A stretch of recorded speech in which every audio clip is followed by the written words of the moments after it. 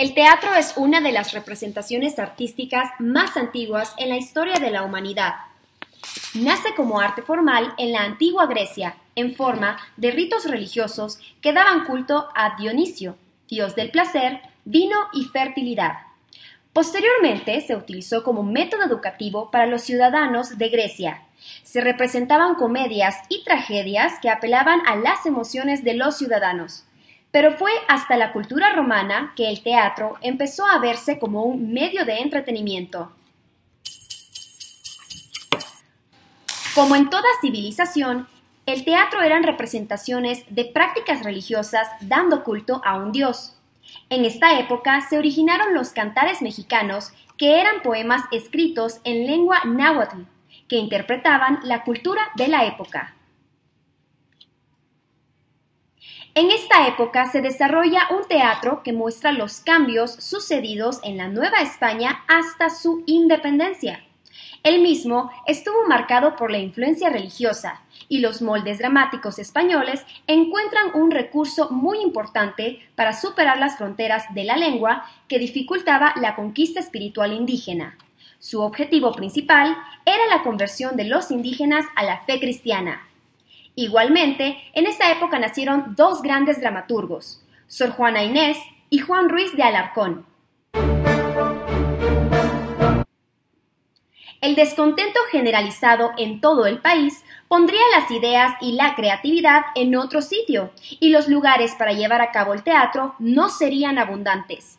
Sin embargo, al terminar la independencia, cuando todo pasó a un clima de tranquilidad y las cosas regresaron a la normalidad, los escritos empezaron a fluir. Sobresalieron entonces autores románticos como Fernando Calderón de la Barca y Manuel de Gorostiza. En este tiempo se creó en México el concepto de teatro zarzuela, el cual se convirtió en una de las formas de representación escénica más populares. Con este nuevo concepto se dio el inicio del teatro musical en el país, ya que se distingue principalmente por contener partes instrumentales y vocales. En el Porfiriato se crea una nueva forma de producción teatral y nuevas costumbres de vender el teatro por horas. Destacan dos tipos de teatro que eran el género chico español y el género popular mexicano. Estas fueron las bases del origen del teatro género chico mexicano, que llegó a ser una de las expresiones más destacadas del nacionalismo cultural y que marcó la tendencia de lo que hoy sería el teatro mexicano. La clase media fue el sostén de este arte. Siglo XX. Imagen del Gran Teatro Nacional. Aquí se empieza a tocar el tema de teatro nacional mexicano. La comedia mexicana fue el primer intento de renovación de la escena a partir de un perfil nacional. Esta iniciativa, por Amalia Castillo, llevó por primera vez tipos y temas de la realidad mexicana al escenario.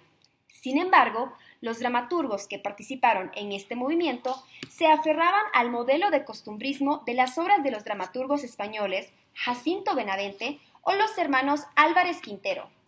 Otros dramaturgos como Hugo Argüelles, Emilio Carbajido y Vicente Leñero destacaron por su teatro de denuncia. El Teatro Ulises introdujo en México la renovación teatral que se estaba produciendo en otras partes del mundo.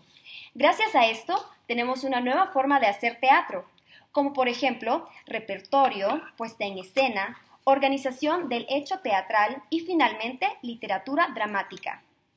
Además, el teatro experimental que antes no se usaba y por lo tanto no se podían reforzar las características artísticas. Siglo XXI. Boom de los musicales y el teatro literario parece pintar cada vez menos. En el teatro, ahora ya podemos hablar de diferentes temas. Existen teatros independientes que no son tan comerciales, pero tocan temas muy fuertes acerca de la sociedad y por lo tanto se llevan a cabo en centros culturales, universidades, etc. Ejemplos de este son obras como Cats, Vaselina, Wicked, El Rey León, Chicago y muchas más.